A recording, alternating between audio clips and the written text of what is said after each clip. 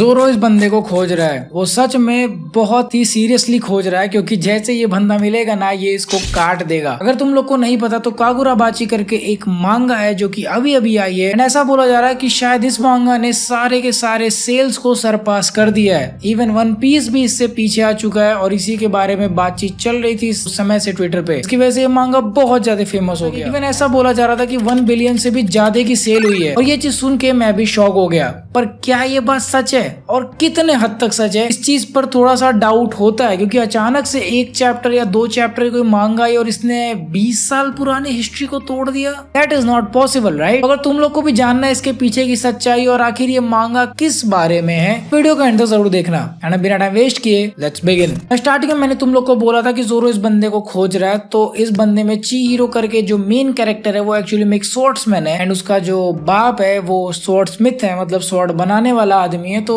इसीलिए मैंने ऐसा बोला कि जोरो इस बंदे को खोज रहा है ताकि वो इससे फाइट करके थोड़ा सा मैटर सेटल कर ले। पर इससे पहले हम आगे बढ़े, मैं तुम लोगों से बात इस बारे में करना चाहता हूँ कि क्या ये मांगा एक्चुअली में वन पीस को सरपास कर दिया। भाई इसका मैं जवाब दूंगा नहीं, ऐसा नहीं है। हुआ क्या था कि ट्विटर पे एक्चुअली में एक फोटोशॉप्ड पार्ट बहुत ज्यादा रीट्वीट हो रहा था, बहुत ज्यादा वायरल हो रहा था, जहाँ पर ऐसा दिखाया जा रहा था कि 1 बिलियन से ऊपर सेल हो चुकी है। और विकिपीडिया के भी पोस्ट को एड करके दिखाया जा रहा था। तो लोगों को सच में लगने लगा लोगों को क्या होता अगर मैं तुम लोगों से कुछ अभी बता दूं, तुम लोग कभी कभी सच मान लेते हो और उसको काफी सारे लोग सर्च भी नहीं करते हैं। ऐसा कई बार हुआ है कि लोग रील्स में से कुछ देख के हैं और फिर मेरे कमेंट्स में बोल रहे हैं कि भाई तूने ये गलत बताया। बट होता जस्ट ऐसा ही है कि कोई वापस से रिसर्च करने नहीं जाता, कोई जाके फैंडम नहीं पढ़ रहा, कोई जाके वापस से विकिपीडिया नहीं पढ़ रहा, क्योंकि ऑब्वियसली यूट्यूब पे तुम इसीलिए आए हो ताकि तुम्हें ये चीज पता चल जाए। एंड यही चीज हुई ट्विटर पर भी, लोगों को ये चीज लगा एक्चुअली में शायद वन पीस को क्रॉस कर दिया है ये वाला मांगा। बट ऐसा बिल्कुल भी नहीं था। ऑल्दो क्योंकि आई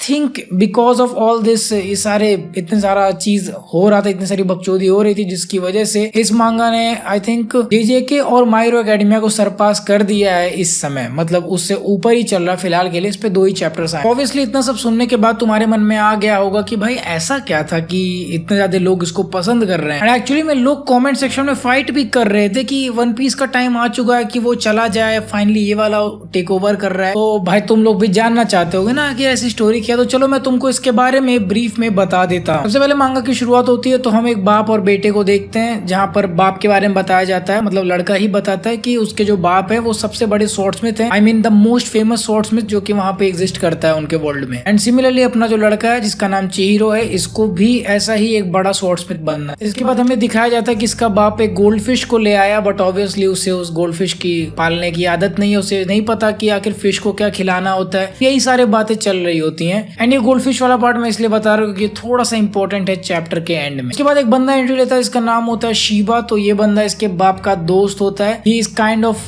ये ऐसा लगता है देख के कि ये टोक्यो रेवेंजर्स के ड्रैगन जैसा दिख रहा है सच में। फर्स्ट लुक में तो मेरे को यही लगा कि यही बंदा आ गया। इस बंदे को तुम kind of main side character मान सकते हो। समवॉट लाइक सासुके वाला वाइब देगा आगे चल के ये मांगा में, तो वो वाला भी ये बंदा, मतलब तुम इसको कंसिडर कर सकते हो। ये बंदा बताता कि कई सालों पहले एक वॉर हुई थी, बेसिकली जो अपना मेन कैरेक्टर है, जो छोटा लड़का उसके पैदा होने के पहले हुई थी।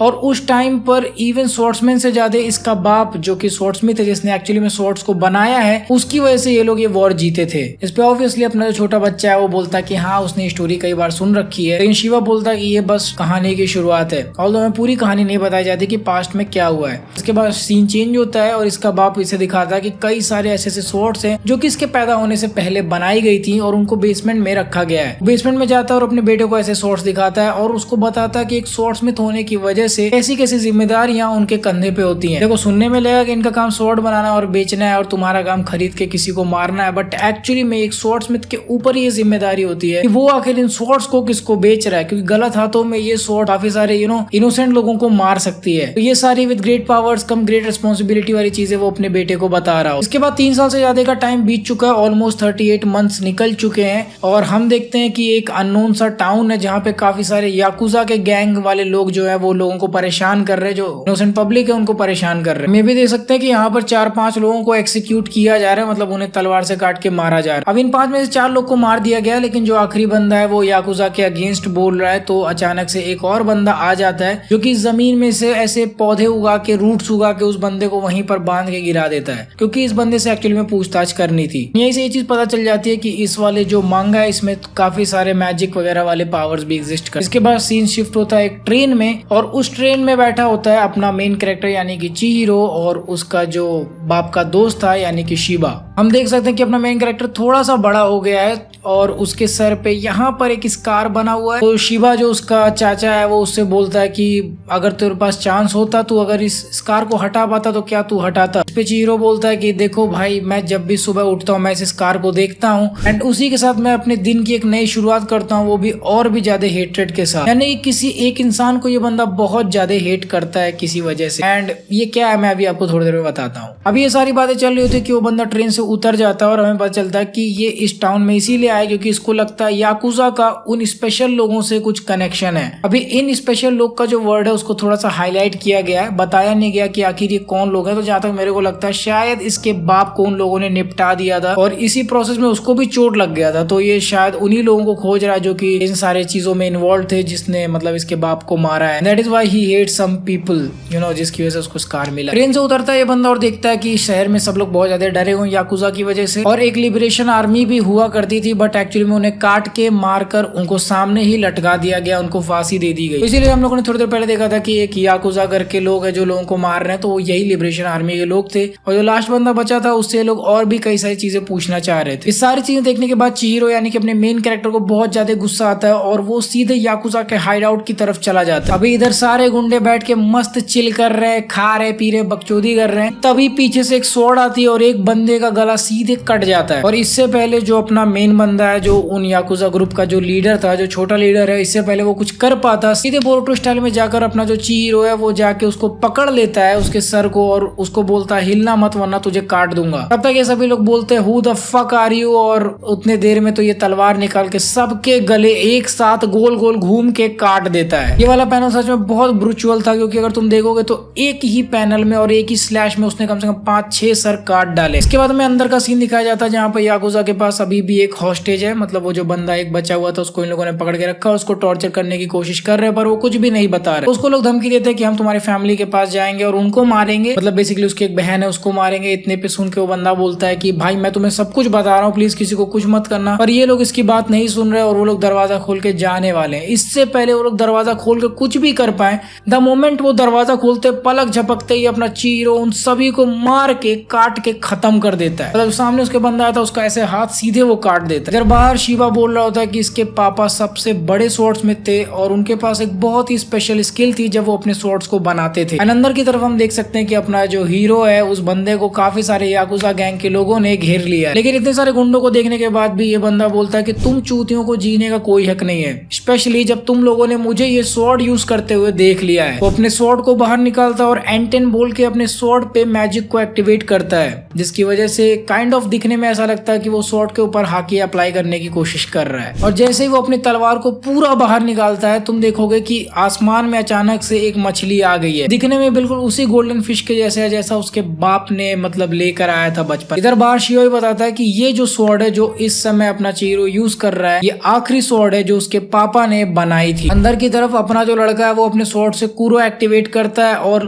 लिटरली सबको काटना वहीं पर वो शुरू कर देता है। उनमें से कई सारे बंदों को वो आधा आधा काट देता है, कुछ लोग के सर भी खत्म कर देता है और मतलब इतना ज्यादा ब्लड एंड गोर दिखाया गया कि उस पॉइंट पे मैं समझ गया था कि अगर इसका एनिमे आना होगा ना तो ये माप्पा को दिया जाएगा। बिल्कुल चेनसॉ मैन वाला लेवल का काम यहाँ पर हो रहा है। मतलब एक स्पेशल पैनल है जहाँ पर तुम देखोगे कई सारे ग्रुप में लोग खड़े हुए हैं और उनको एक ही बार स्लैश करके उसने सबको काट डाला है। सबको खत्म करने के बाद वो एक बंदे को जिंदा छोड़ देता है और उससे पूछता है कि आखिर हिसाकू कहाँ पर है। इस पर वो आदमी बोलता है कि भैया देखो हमें कुछ नहीं पता, हमें बस बोला जाता है ये करो और वो करो और तुम चूतिया हो क्या, अगर तुम इस बंदे को खोज रहे हो तो वो तुम्हें जान से मार डालेगा। इस पे अपना चिहिरो बोलता देख मेरे को कोई फर्क नहीं पड़ता, ठीक है, जो भी सामने आएगा मैं उसे मार डालूंगा और वैसे भी इन लोग को तो मैं बहुत बुरी तरह से काटना चाहता हूं। और इतना बोलते ही चैप्टर नंबर 1 खत्म। अगर ये वीडियो तुम अभी तक देख रहे हो तो तुम्हें पता चल गया होगा कि क्यों ये मांगा किसी भी तरह से वन पीस को पीछे नहीं कर सकता। वन पीस तो क्या ये नारुतो, ब्लीच या किसी भी और एनिमे मतलब डीमन स्लेयर वगैरह ये जो अभी चेनसॉ मैन ये सारे एनिमे जुजुत्सु काइसेन इन सबको पीछे करना इसके लिए बहुत मुश्किल है। काफी एक मीडियम लेवल की स्टोरी है भाई। याकुजा हमने कई बार देख रखा है, स्वॉर्डस्मिथ कई बार देख रखा है, कुछ नया लाया शायद वो मैजिक प्लस स्वॉर्ड है लेकिन वो भी हमने ऑलरेडी डीमन स्लेयर में देखा हुआ है। काइंड ऑफ अभी तो